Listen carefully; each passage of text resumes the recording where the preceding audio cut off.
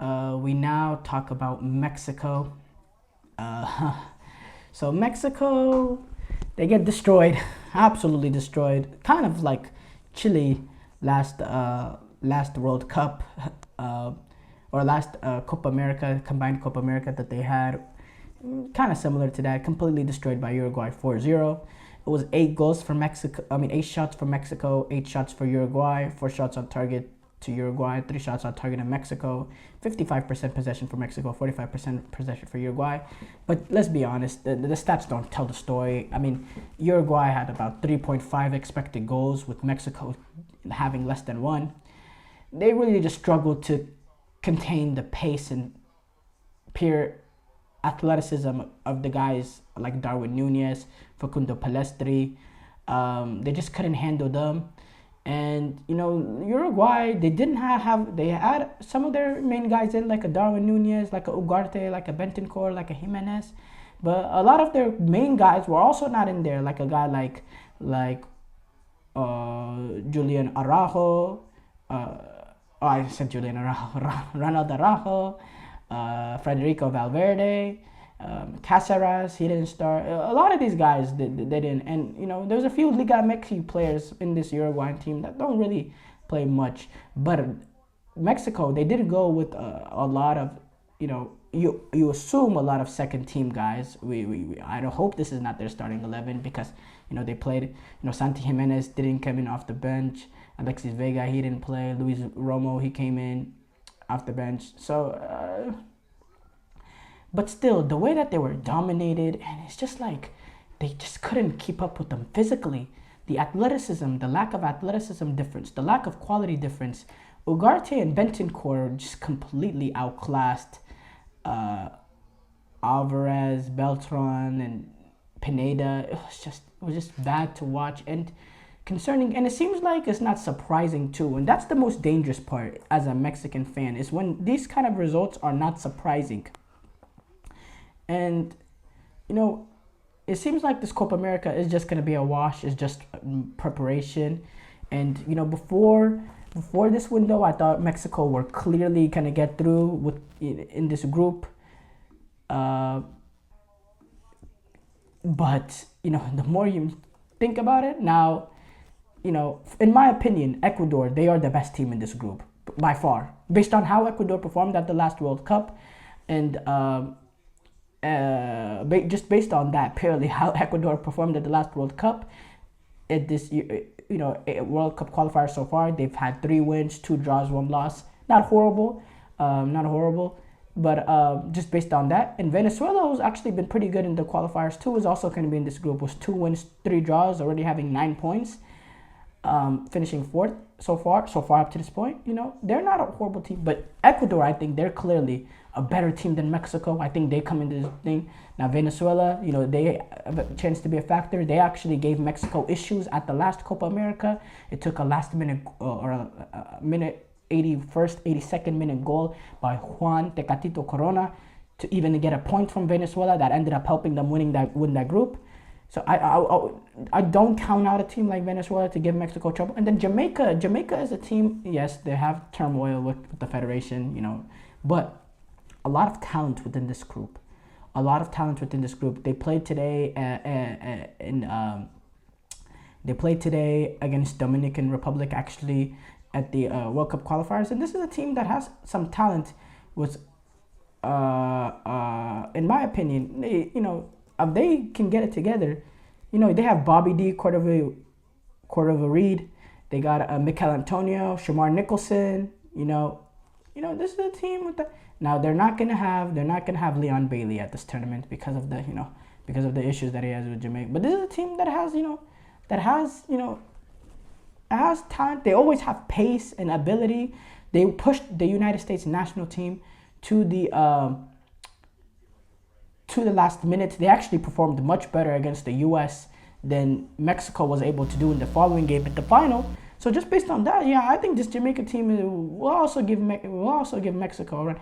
I could easily see Mexico now get out of this group. And honestly, at this point right now, I would not choose Mexico to get out of this group. Number one, this is not like the European Championship with third place teams having a chance to get out.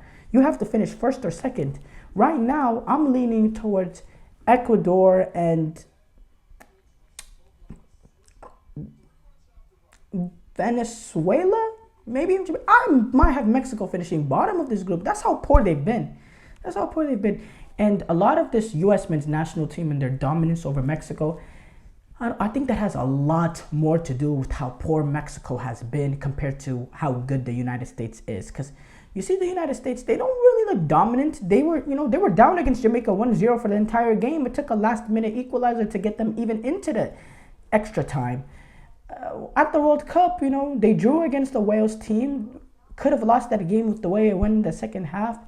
They had a good result against England, and then Iran, even in the second half, they really, were really pushed, and then they lost to the first decent team that they played in the knockout stage in Netherlands right away. Just got slapped up real quick.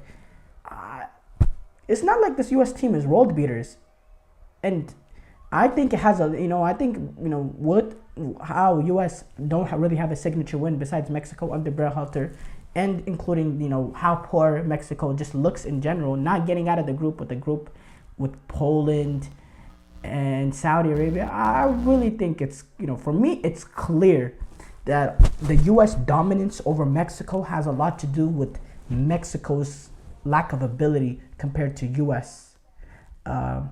Being good. Now, this Mexico team, you say this is a Mexico team on a restart, and it is a different team, but there's still, there's still players, this is not a youth team per se. This is not a youth team, in my opinion. This is a team that's similar to the team that went to the World Cup, not including Raul Jimenez, Memo Ochoa, and Irving Lozano. Apart from that, it's not it's not a young team, You have Oribilen Pineda, who's 28 years old. You have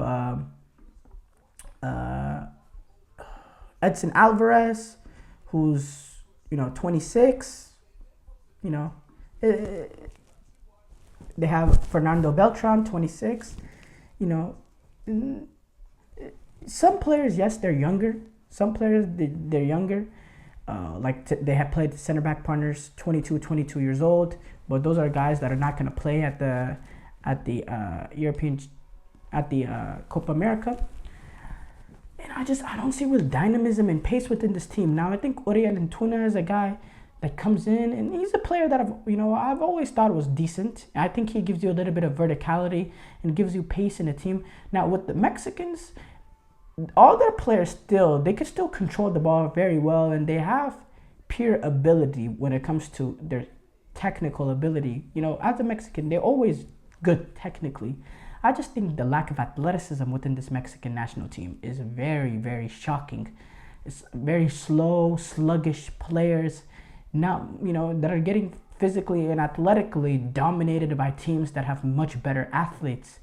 And yeah, they just look slow. The way that they play, they look slow, and that's why it concerns me when they're going up against a team like Jamaica, who has athletes out there that also have athletes with ability too, not just because Jamaicans, they always have athletes on their team, but the quality has not been good enough. Now you have you have a quality with Reed and Mikel Antonio.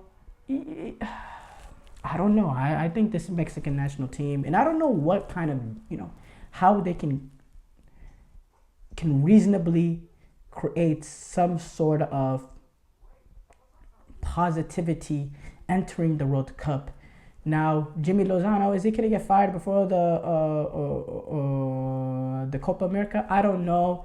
I was watching this one clip on YouTube of this podcast talking about potentially Javier Aguirre coming in, because they kind of gave, because now he's like an advisor. Maybe that's some sort of out for the Mexico Federation to, quickly get rid of Lozano and bring in Javier Aguirre, who has had a good run as Mexico manager in the past. I don't know. It's clear they're going to go with a different manager after this Copa America. My opinion, I don't know why you didn't just get rid of Jimmy Lozano right away after that USA Nations League final, so you can bring in the manager and he can use this Copa America as preparation. I think that was another wasted opportunity to prepare for the World Cup, but I don't know. It's really it's really a very shocking position this Mexico Federation find themselves in. Thank you for tuning into the GSMC Soccer Podcast presented by the GSMC Sport Network. Your support means a lot to us, so please remember to subscribe to the show and leave a positive review. It really does make a difference. We also invite you to follow us on Facebook, Twitter, TikTok, and Instagram for more content and updates. Thank you once again, and have a wonderful, wonderful day.